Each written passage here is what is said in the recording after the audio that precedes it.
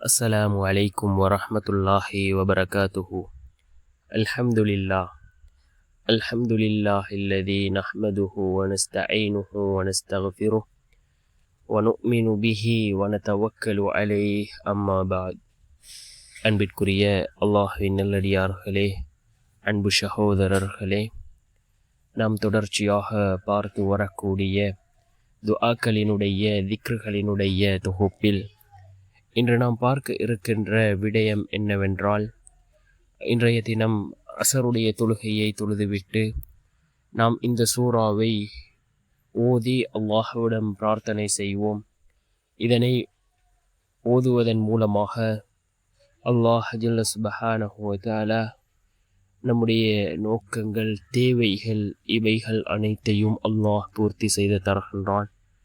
அல்லாஹ்வினுடைய நேரடி உதவிகளை பெற்றுத்தரக்கூடிய மிகவும் அற்புதமான ஒரு சூறாவைத்தான் நாம் இன்றைய வீடியோவில் பார்க்க இருக்கின்றோம்.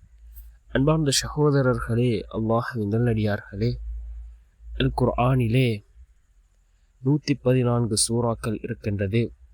ஒவ்வொரு சூறாக்களுக்கும் ஒவ்வொரு விதமான சிறப்புகளை அல்லாஹ் கூறியிருக்கின்றான். அதன் அடிப்படையில் அல் குர்ஆனிலே இருக்கக்கூடிய மிகப்பெரிய சூரா சூரத்துல் பக்ரா. இந்த சூரத்துல் பக்ராவிற்கு ஏராளமான சிறப்புகள் இருக்கின்றது. எந்த வீட்டிலே சூரத்துல் பக்ரா ஓதப்படுகின்றதோ அந்த வீட்டை விட்டும் ஷைத்தான் விரண்டோடுகின்றான் என்று கூறினார்கள் அருமை நாயகம் ஸல்லல்லாஹு அலைஹி வஸல்லம் அவர்கள்.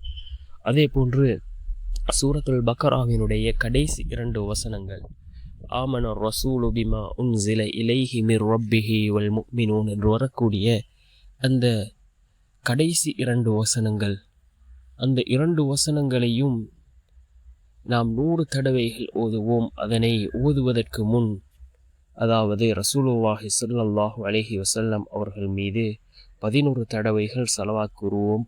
அதன் பின்னால் மீண்டும் இந்த வசனத்தை ஓதுவோம். ஓதி முடித்ததன் பின் இறுதியாக மீண்டும் 11 தடவைகள் ரசூலுல்லாஹி ஸல்லல்லாஹு அலைஹி வஸல்லம் அவர்கள் மீது ஸலவாத் கூறிவிட்டு நாம் நம்முடைய தேவைகளை அல்லாஹ்விடம் கேட்போம். நிச்சயமாக அல்லாஹ் நம்முடைய தேவைகளை பூர்த்தி செய்து தருவான். அன்பார்ந்த சகோதரர்களே, அல்லாஹ்வின் நல்லடியார்களே, இந்த சூரத்துல் பக்ராவினுடைய கடைசி 2 வசனங்களுக்கு பல சிறப்புகள் இருக்கின்றது. இந்த உலகம் படைப்பதற்கு பல வருடங்களுக்கு முன் அல்லாஹ் ஒரு ஏட்டை எழுதினான். அந்த ஏட்டிலே இந்த சூரத்துல் பக்ராவினுடைய கடைசி 2 வசனங்களையும் அல்லாஹ் அந்த ஏட்டிலே எழுதி வைத்தான். அதிலிருந்து இறக்கி வைக்கப்பட்ட வசனங்கள் என்ற ஒரு ஹதீஸ் இடம்பெறுகின்றது.